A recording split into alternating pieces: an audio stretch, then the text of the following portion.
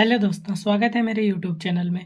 आज के इस वीडियो में हम लोग जानेंगे दोस्तों 10वीं कक्षा का सोशल साइंस का यानी सामाजिक विज्ञान का बहुत ही ज़्यादा स्पेशल क्वेश्चन। दोस्तों स्पेशल क्वेश्चन है ये, बोर्ड परीक्षा के लिए 2025 के बोर्ड परीक्षा के लिए बहुत ही ज़्यादा महत्वपूर्ण प्रश्न दोस्तों, स्पेशल प्रश्न आपके लिए लेकर आए हैं।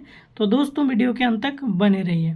तो दोस्तों देख सकते हैं हम लोग का फर्स्ट प्रश्न है, स्क्रीन पर देख सकते हैं, भारत में संविधान सभा का गठन कब हुआ था। बहुत ही महत्वपूर्ण प्रश्न है दोस्तों, भारत में जो है संविधान सभा का गठन कब हुआ था। तो दोस्तों बता दें इसका सही जवाब हो जाएगा दोस्तों 6 दिसंबर 1946 ईस्वी। ऑप्शन नंबर सी हम लोग का करेक्ट आंसर हो जाएगा दोस्तों। 6 दिसंबर 1946 ईस्वी को भारत में संविधान सभा का गठन हुआ था। क्लियर है दोस्तों, ये जवाहरलाल नेहरू ने प्रस्ताव पेश किया था। उसका उद्देश्य था दोस्तों, जवाहरलाल नेहरू ने जो भी प्रस्ताव पेश किया था उसका उद्देश्य था भारत को एक स्वतंत्र संप्रभु गणराज्य घोषित करना, यानी भारत को एक स्वतंत्र और संप्रभु गणराज्य घोषित करना उसका उद्देश्य था दोस्तों, जिसके कारण से भारत में संविधान सभा का गठन किया गया था। क्लियर है।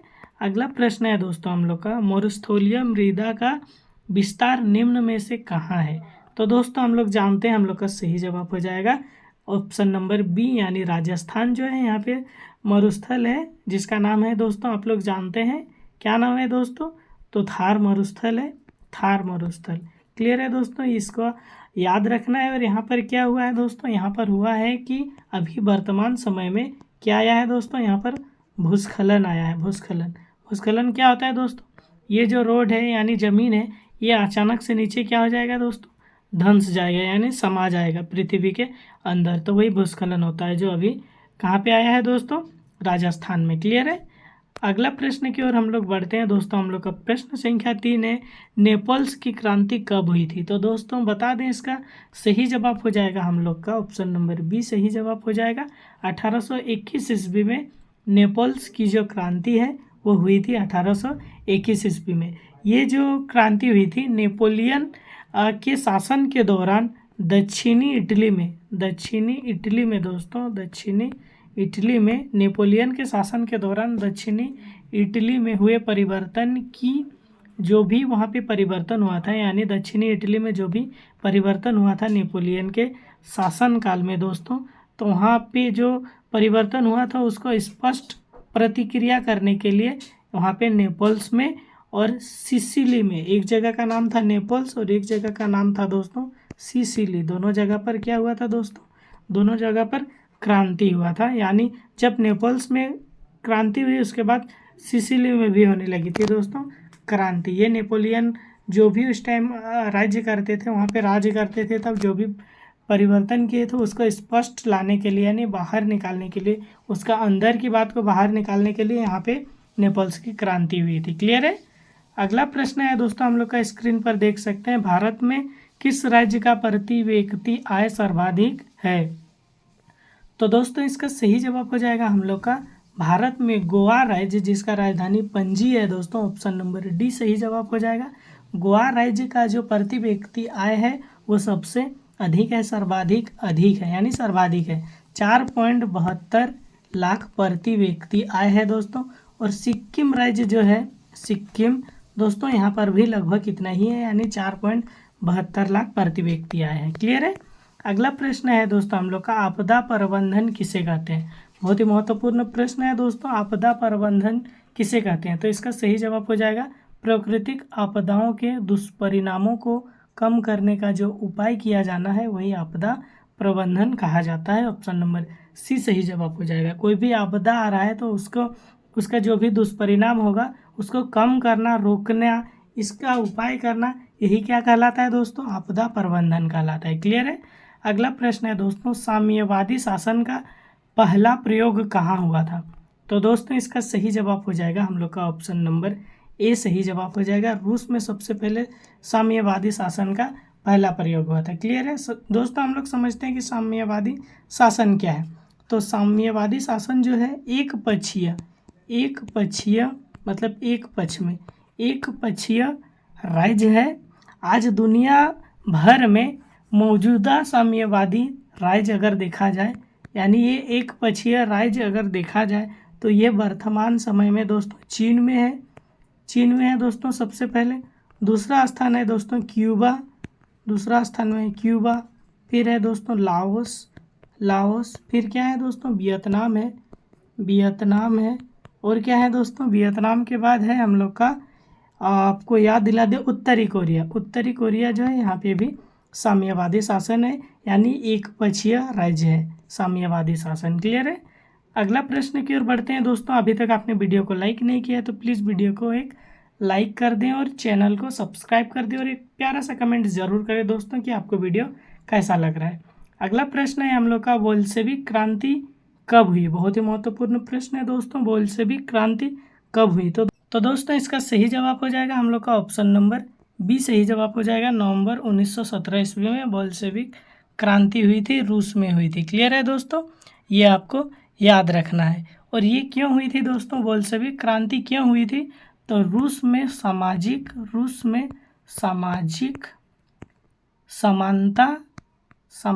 समानता नितांत क्या हो रहा है दोस्तों, नितांत क्या था, अभाव था। यानी हम कह सकते हैं कि रूस का जो भी सामाजिक समानता था वो खत्म हो रहा था, अंत हो रहा था, उसका अभाव था। इसकी वजह से बोल्शेविक क्रांति हुई थी नवंबर 1917 ईस्वी में। क्लियर है।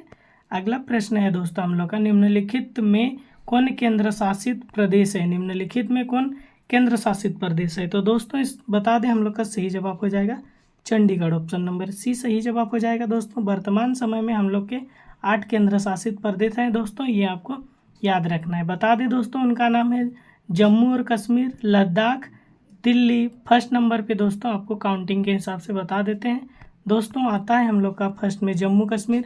8 है टोटल दोस्तों, 8 उसमें से फर्स्ट है जम्मू और कश्मीर। दूसरा में आता है दोस्तों हम लोग का लद्दाख आता है दोस्तों। तीसरा में आता है हम लोग का 3 नंबर पे आता है दिल्ली।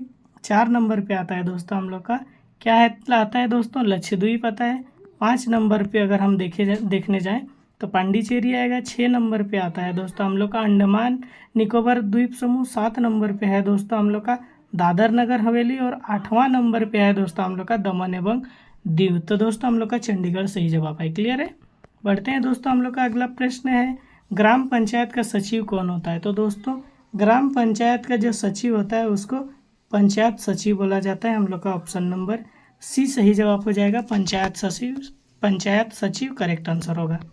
अगला प्रश्न है दोस्तों, राष्ट्रीय आय जाना जाता है। तो राष्ट्रीय आय दोस्तों हम लोग का आय गणना विधि, उत्पादन गणना विधि, व्यवसायिक गणना विधि, यानी इन तीनों ही तरीकों से राष्ट्रीय आय को जाना जाता है। यानी हम लोग राष्ट्रीय आय को क्या कर सकते हैं दोस्तों, पता लगा सकते हैं कि हम लोग का राष्ट्रीय आय क्या है। आय की गणना करेंगे, उत्पादन कितना हुआ उसका गणना करेंगे, व्यवसायिक यानी व्यापार में हम कितना सेवा दिए, कितना कमाए, उसी प्रकार से हम लोग क्या कर सकते हैं दोस्तों, राष्ट्रीय आय को हम लोग पता लगा सकते हैं। ऑप्शन नंबर डी सही जवाब हो जाएगा।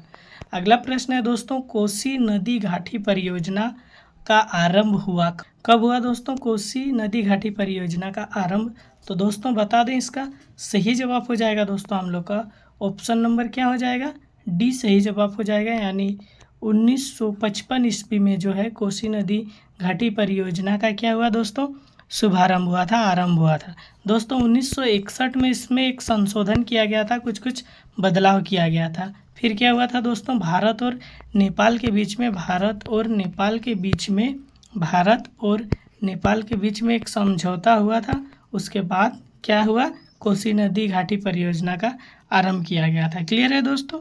बढ़ते हैं दोस्तों हम लोग का अगला प्रश्न की और हम लोग का प्रश्न संख्या 12 है, भूमंडलीकरण की शुरुआत किस दशक में हुई। तो इसका सही जवाब हो जाएगा, भूमंडलीकरण मतलब दोस्तों हम लोग समझते हैं इसका मतलब होता है एक प्रक्रिया जिसमें दुनिया भर में विभिन्न देशों और संस्थाओं के बीच आर्थिक, सांस्कृतिक, राजनीतिक और तकनीकी के साथ एकीकृत करना। यानी हम लोग बोल सकते हैं कि एक ऐसी प्रक्रिया जिसमें दुनिया भर में कोई भी देश है, अलग अलग सा देश है, संस्था है, आर्थिक, सांस्कृतिक हम लोग का है, राजनीतिक, तकनीकी जो भी है सबको एकीकृत करना, एकजुट करना, एक जगह मिलाना, यही क्या है दोस्तों, भूमंडलीकरण कहलाता है। तो दोस्तों ये शुरुआत किस दशक में हुई थी। तो दोस्तों इसका सही जवाब हो जाएगा 1990 के दशक में। हम लोग का ऑप्शन ए सही जवाब हो जाएगा, 90 के दशक में।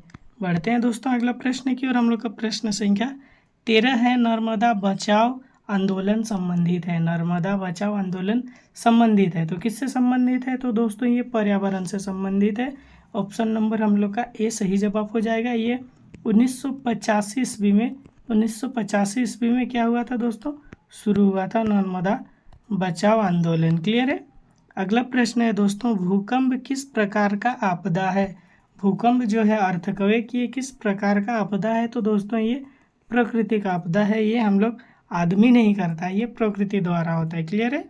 अगला प्रश्न है दोस्तों, यूरेनियम का प्रमुख उत्पादक स्थल है। यूरेनियम का प्रमुख उत्पादक स्थल है तो दोस्तों ये जादूगोड़ा, ऑप्शन नंबर डी सही जवाब हो जाएगा, जो झारखंड में है। कहाँ पे है दोस्तों? झारखंड में है, ये आपको याद रखना है। क्लियर है दोस्तों। हम लोग का अगला प्रश्न स्क्रीन पर देख सकते हैं। हम लोग का प्रश्न संख्या 16 है, गांधी जी ने असहयोग आंदोलन की शुरुआत कब की थी? दोस्तों यानी असहयोग आंदोलन की शुरुआत कब की गई थी? तो दोस्तों इसका सही जवाब हो जाएगा ऑप्शन नंबर सी सही जवाब हो जाएगा। 1 अगस्त 1920 को क्या किया था दोस्तों?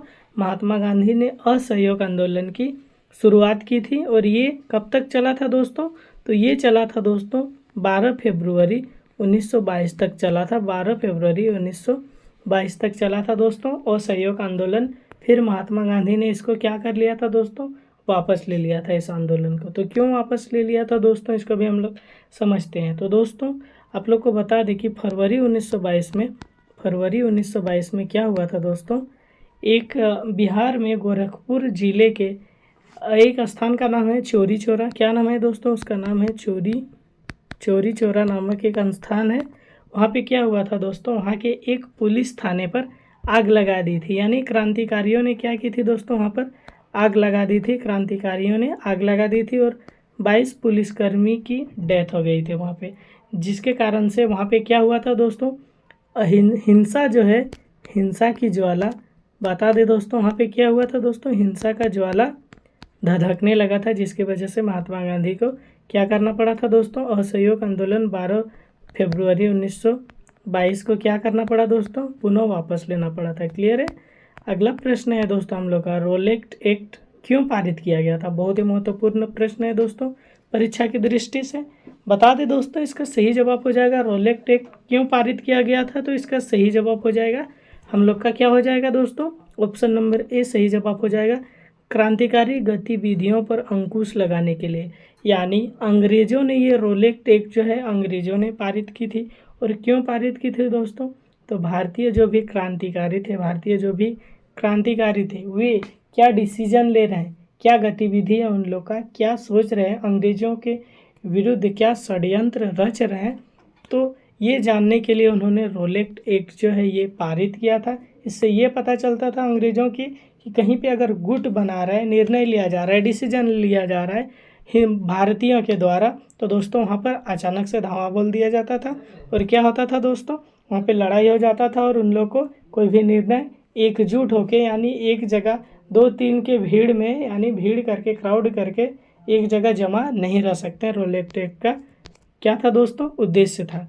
तो ये भारतीय जो भी क्रांतिकारी थे उनकी गतिविधियों पर नज़र रखने के लिए रोलेट एक्ट जो है पारित किया गया था। क्लियर है।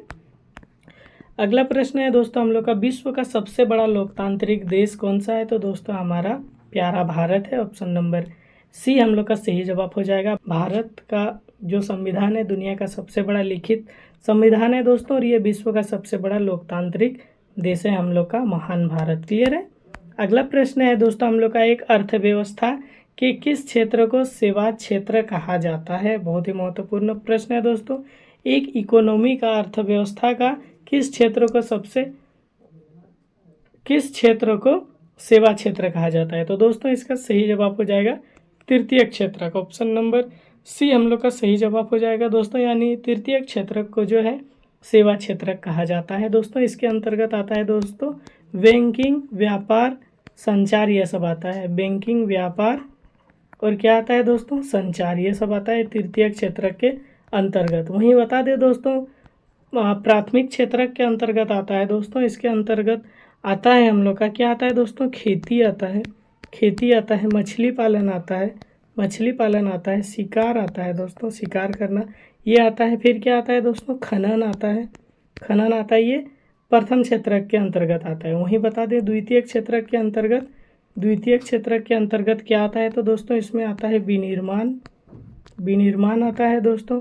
और क्या आता है, कच्चा माल आता है, कच्चा माल, कच्चा माल। और क्या आता है दोस्तों, और इसके अंतर्गत आता है उद्योग। ये सब है द्वितीय क्षेत्रक के अंतर्गत। तृतीय क्षेत्रक जो है इसको सेवा क्षेत्रक कहा जाता है। तृतीय क्षेत्रक जो है इसको सेवा क्षेत्रक कहा जाता है। क्लियर है। बढ़ते हैं दोस्तों हम लोग फटाफट अगला प्रश्न की ओर। अभी तक आपने वीडियो को लाइक नहीं किया तो प्लीज़ वीडियो को एक लाइक कर दीजिए और एक प्यारा सा कमेंट ज़रूर करें। दोस्तों वीडियो को अपने दोस्तों के साथ ज़रूर शेयर करें जो 10th क्लास में पढ़ाई कर रहे हैं। क्लियर है। अगला प्रश्न है दोस्तों हम लोग का, ग्रामीण सड़कों का निर्माण किस योजना के अंतर्गत किया जा रहा है? ग्रामीण सड़कों का निर्माण किस योजना के अंतर्गत किया जा रहा है? तो दोस्तों हम लोग का सही जवाब हो जाएगा, योजना का नाम है प्रधानमंत्री सड़क योजना। ऑप्शन नंबर बी हम लोग का सही जवाब हो जाएगा। क्लियर है दोस्तों। ये जो योजना है ये 25 दिसंबर 2000 को शुरू किया गया। 25 दिसंबर 2000 को ये जो योजना है प्रधानमंत्री सड़क योजना, इसको शुरू किया गया था। क्लियर है दोस्तों। दोस्तों हम लोग का अगला प्रश्न है 21 स्क्रीन पर देख सकते हैं, इनमें कौन परिवहन का मार्ग नहीं है? तो दोस्तों आकाश जो है ये परिवहन का मार्ग नहीं है। ऑप्शन नंबर डी हम लोग का सही जवाब हो जाएगा। अगला प्रश्न है दोस्तों, गांधी जी ने सविनय अवज्ञा आंदोलन का आरंभ किस कार्य से किया? तो दोस्तों इसका सही जवाब हो जाएगा हम लोग का दांडी यात्रा द्वारा क्या किया था, सविनय अवज्ञा आंदोलन का आरंभ किया गया था। क्लियर है दोस्तों। ये 1930 से 1934 तक चला था। क्लियर है दोस्तों। इसको नमक सत्याग्रह, दांडी मार्च के नाम से भी जाना जाता है, दांडी मार्च। और दोस्तों क्या नाम से जाना जाता है? और जाना जाता है इसको नमक सत्याग्रह, सत्याग्रह, नमक सत्याग्रह। क्लियर है दोस्तों। इसको याद रखना है। यानी जो अंग्रेज थे वे क्या किए थे दोस्तों, नमक पर भी क्या किए थे, नमक पर भी टैक्स लगाए थे, कर लगाए थे, टैक्स लगाते थे। यानी जो नमक अभी हम लोग खाने में यूज करते हैं दोस्तों उस पर भी क्या लगाए थे दोस्तों, टैक्स लगाए थे। तो दोस्तों जो चीज़ हम लोग डेली यूज कर रहे हैं उस पर भी अगर टैक्स लगाया जाए तो गरीब कैसे जिएगा? तो इससे बचने के लिए क्या किया था, सविनय अवज्ञा आंदोलन का शुरुआत किया गया था। और महात्मा गांधी ने खुद नमक बनाकर समुद्र के खारा पानी से नमक बनाकर नमक कानून तोड़ा था। क्लियर है दोस्तों। ये आपको याद रखना है। अगला प्रश्न है दोस्तों, राष्ट्रीय आय का अर्थ है? तो दोस्तों राष्ट्रीय आय का अर्थ है दोस्तों उत्पादन के साधनों की आय। यानी जो भी हम उत्पादन किए, अभी 2024 चल रहा है दोस्तों, यानी 2024 के अंत तक में हम पूरे साल भर में 12 मंथ में जो भी हम इनकम किए दोस्तों, जो भी सेवा दिए, उसका टोटल आय जो है दोस्तों वही क्या कहलाता है, राष्ट्रीय आय कहलाता है। क्लियर है दोस्तों। अगला प्रश्न है हम लोग का, कौन सी सेवा सरकारी है? तो दोस्तों हम लोग का सही जवाब हो जाएगा हम लोग का option number B correct answer हो जाएगा। बैंकिंग सेवा जो है ये क्या है दोस्तों, सरकारी है। क्लियर है दोस्तों हम लोग बढ़ते हैं अगला प्रश्न की और हम लोग का प्रश्न संख्या 25 है, जालियांवाला बाग हत्याकांड किस तिथि को हुआ था? तो दोस्तों इसका ऑप्शन देखते हैं। हम लोग का सही जवाब हो जाएगा 13 अप्रैल 1919 ईस्वी को। ऑप्शन नंबर ए हम लोग का करेक्ट आंसर हो जाएगा दोस्तों। ये आपको याद रखना है। यानी वर्तमान पंजाब के अमृतसर में अवस्थित जालियांवाला बाग एक क्या था दोस्तों, बड़ा सा बाग था। वहाँ पे क्या हुआ था, सभा चल रही थी दोस्तों। तो वहाँ पे अंग्रेज जनरल डायर ने क्या किया था दोस्तों, जनरल डायर ने वहाँ पे अंधाधुंध गोली चलाने की ऑर्डर दी थी। और वहाँ पे अंधाधुंध गोलियाँ चलाई गई जिससे 400 लोगों की क्या हो गई थी दोस्तों, 400 लोगों की मौत हो गई थी। और कम से कम 20,000 तक लोग क्या थे दोस्तों, घायल थे। 20,000 तक लोग जो थे घायल हो गए थे। क्लियर है दोस्तों। और उस जनरल डायर को बाद में उधम सिंह ने मारा था लंदन जाके। क्लियर है। ये आपको याद रखना है दोस्तों। उम्मीद करते हैं आज का जो प्रश्न है आपको अच्छी तरीके से क्लियर हो गया है। तो दोस्तों वीडियो को अपने दोस्तों के साथ ज़रूर शेयर कीजिए। वीडियो में एक कमेंट ज़रूर करें ताकि आप पता चले हमको कि आपको वीडियो कैसा लग रहा है। दोस्तों एक लाइक कर दीजिए। तो दोस्तों मिलते हैं ऐसे ही किसी हेल्पफुल वीडियो के साथ। तब तक के लिए जय हिंद।